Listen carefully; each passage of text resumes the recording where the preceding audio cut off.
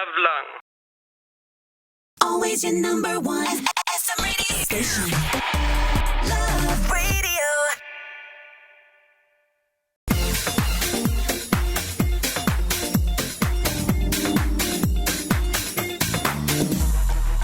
Hey! Tambala na! At eto na sila, ang nag-iisang masugid na tagahanga ni Nicole Yala. Chris Chuper! Kasama ang nag-iisang die-hard fan ni Chris Chuper. Nicole Hiala! Mula sa Mahiwagang Burnay, ang kwento.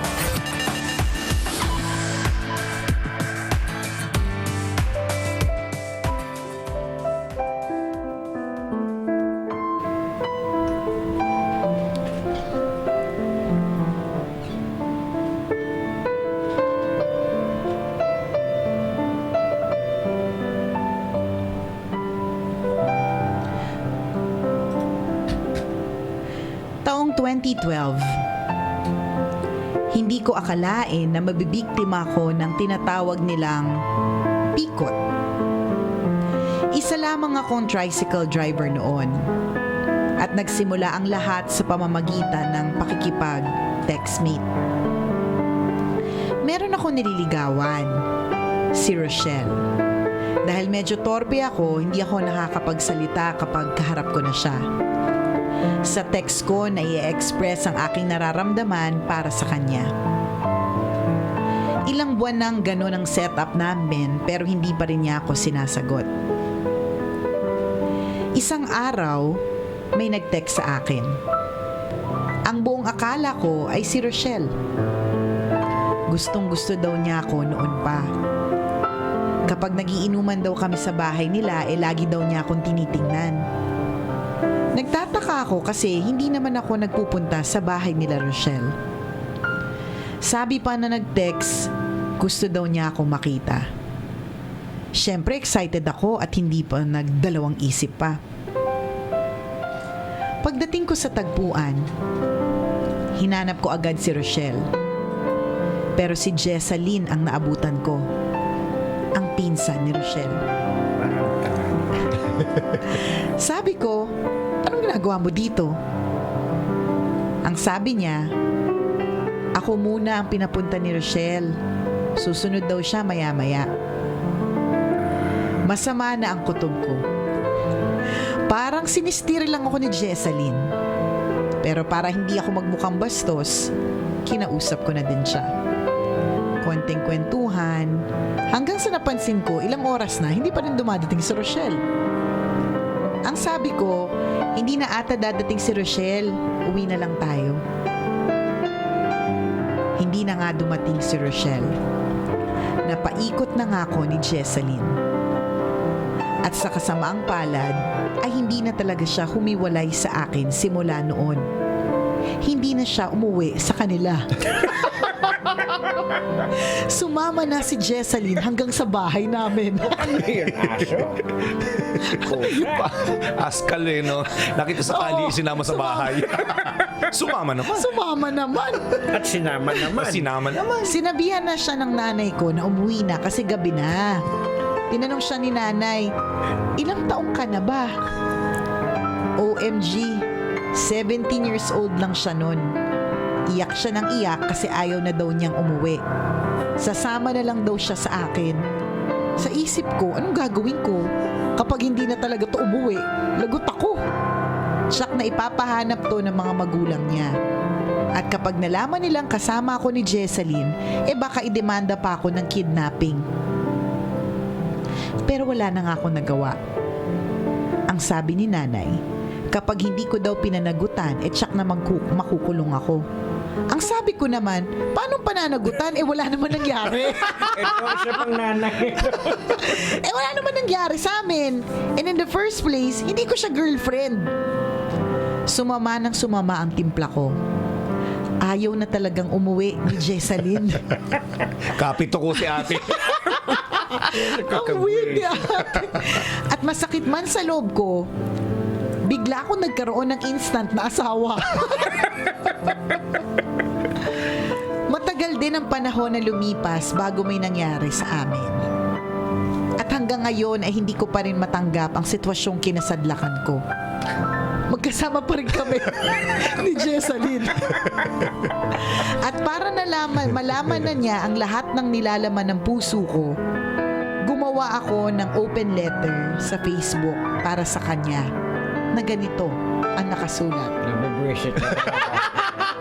Alam mo, nakakagigil. No? Alam mo, Bakit hindi ba? parang bakit wala kayong choice lahat, di ba? Parang ang weird. Bakit hinayaan Yung lahat nanay mangyari bumayag to? naman. Ikaw naman, instant asawa, ayos din. Ito pamilya to, sige-sige lang. So, ito na nga ang open letter sa Facebook para sa kanya. To my live-in partner, isa lang ang hiling ko sa'yo. Umalis ka na sa buhay ko. Hindi ko masabi sa'yo ng harapan na hirap na ako.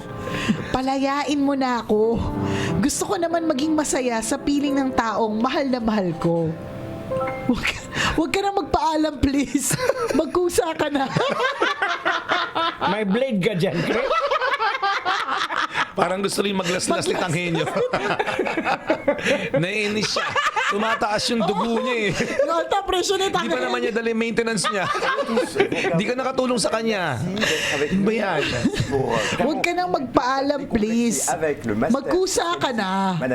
Ilang taon na din ang tinis ko. Gusto ko naman maging masaya. Ayoko habang buhay pagsisihan na ikaw ang pinili ko. Nagawa yung makiusap sa Facebook. Doon kaya. May something sa inyo. Hindi din siguro ako ang tamang tao para sa'yo. Huwag mo na akong pahirapan pa. Alam mo naman na hindi ikaw ang gusto ko. Hindi ikaw ang niligawan ko. Anong gagawin ko? Minor de edad ka pa lang noon. Pinilit kitang umuwi na sa inyo pero iyak lang ang ginanti mo sa akin. Inamin mo pa na matagal mo na akong gusto. Pinilit naman kitang mahalin pero hindi ko talaga kaya. Paano kita matututunang mahalin? Kahit na ang sarili kong ina, binigyan mo ng sama ng loob na kinamatayan pa niya. Kita mo, pinatay mo yan. Ni isa sa mga kapatid ko, wala kang kasundo. Pati anak ko sa pagkabinata, hindi mo maalagaan. Sabihin mo, paano ko mamahalin ang kagaya mo? Hindi ko na kaya. Suko na talaga ako. First time ako na-visit na buka.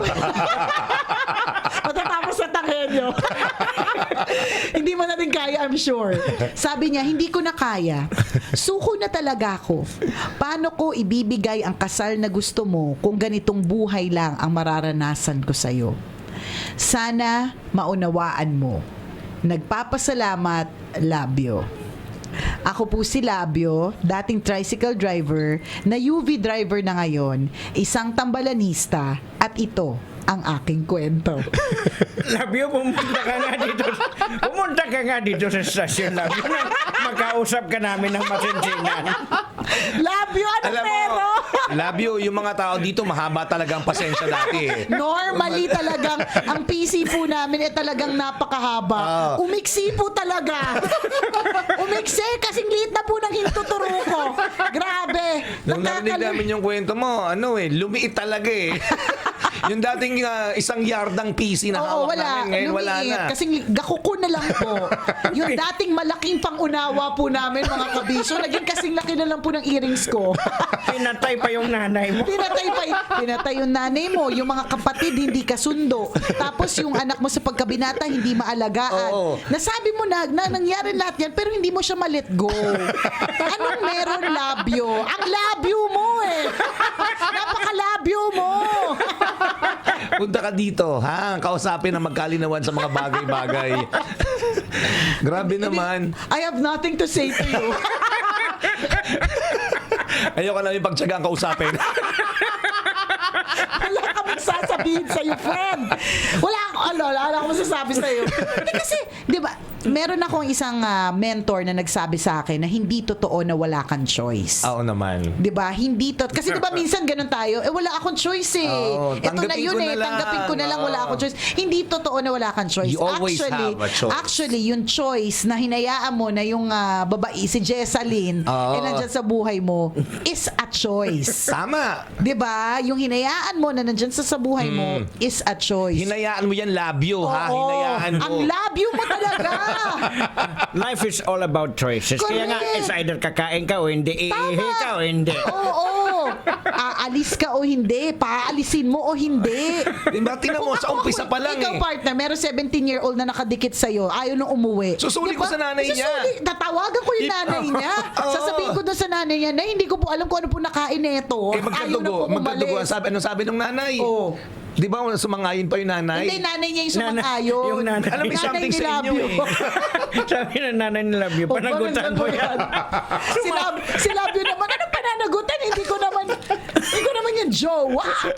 Ay, Alam mo, may mga ganyan talagang pamilya. Yung mahirap intindihin. Malabyong pamilya. Yung nakakagulo ng mga kapwa. Labio, pumunta ka dito, lagyan ka namin sticker sa mukha. Sorry, Labi, pinipilit ka namin Sorry, intindihin. Pero may mga ganyan talagang may pamilyang ganyan. Isipin mo, damay-damay pong pamilya mo. Hindi kasi nanay mo din in the first place, diba? Hello, dapat yung, wala lang, hindi naman ako perfectong nanay, pero syempre, parang feeling ko may something dun sa ginawa, dun sa pag-agree ng nanay mo. Kasi unang-una Ano ba isipin, ito? Feeling ko, may hindi ka ba sinasabi sa amin?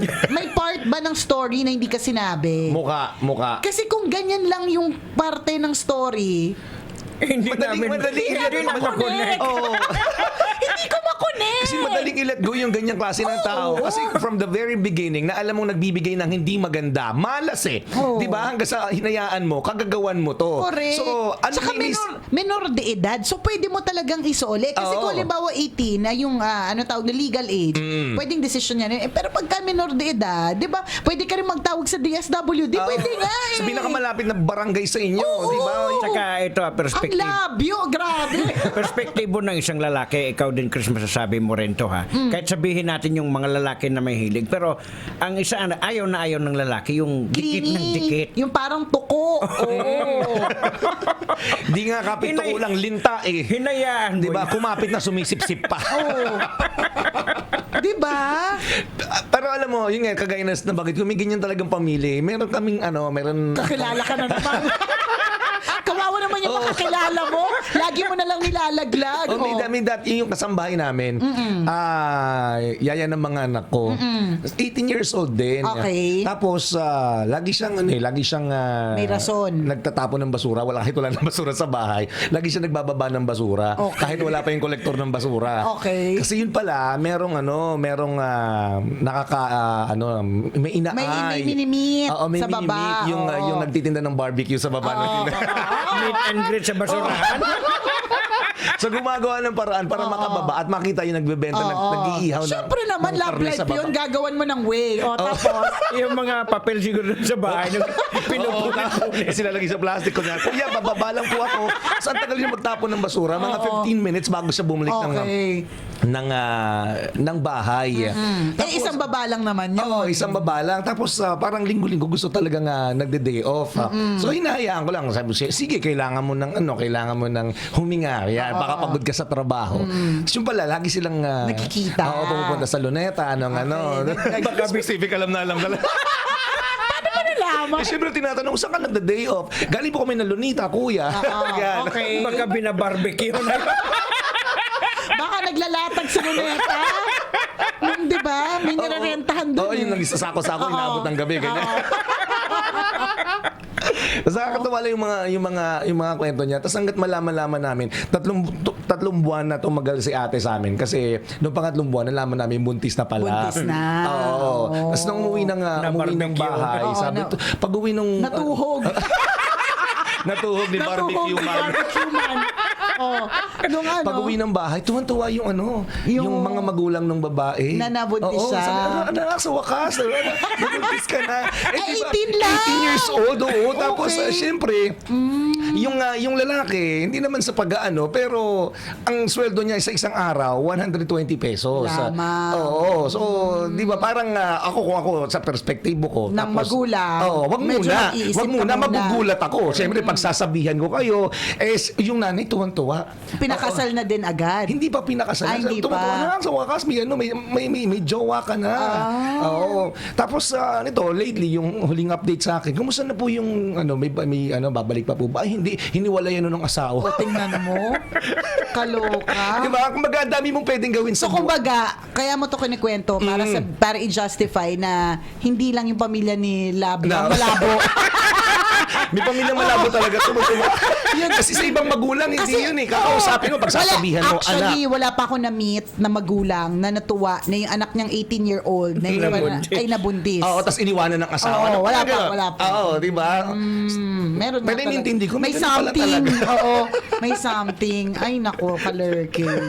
Labio, wala na kami talaga masasabi sa'yo, kundi lagi ka namang merong choice. Oo, yun lang. Yun. Tama yung sinabi ni Tanghenyo. Life is all about making choices. At tama yung sinabi ni Tanghenyo na nakuha mo nga na mag-FB live eh. Ay mag-ano sa FB, ano tawag doon? Sa FB, mag-open letter sa FB.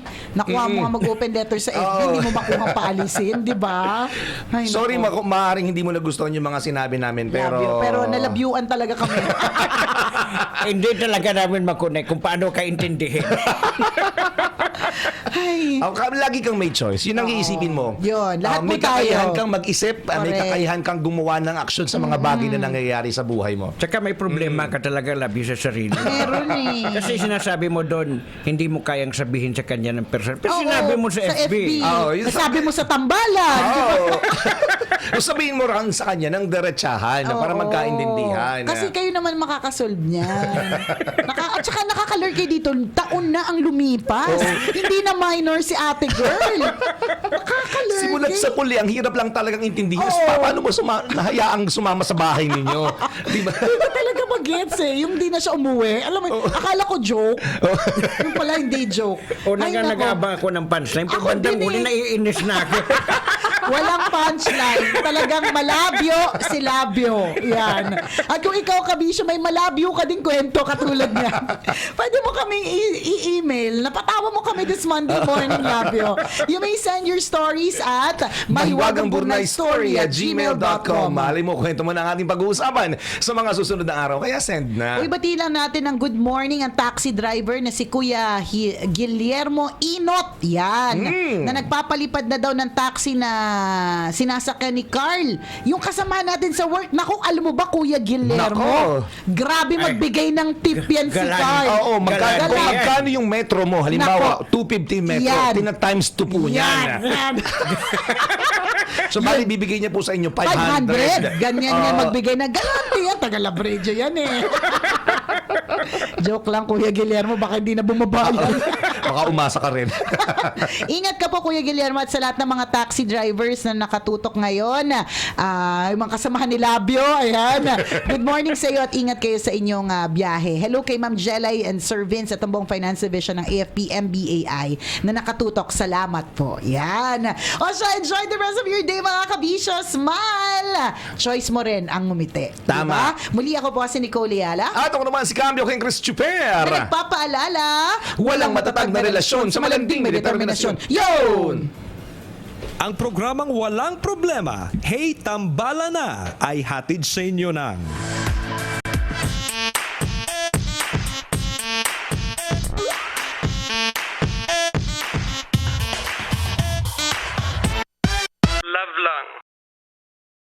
Always your number one. SM Radio Station.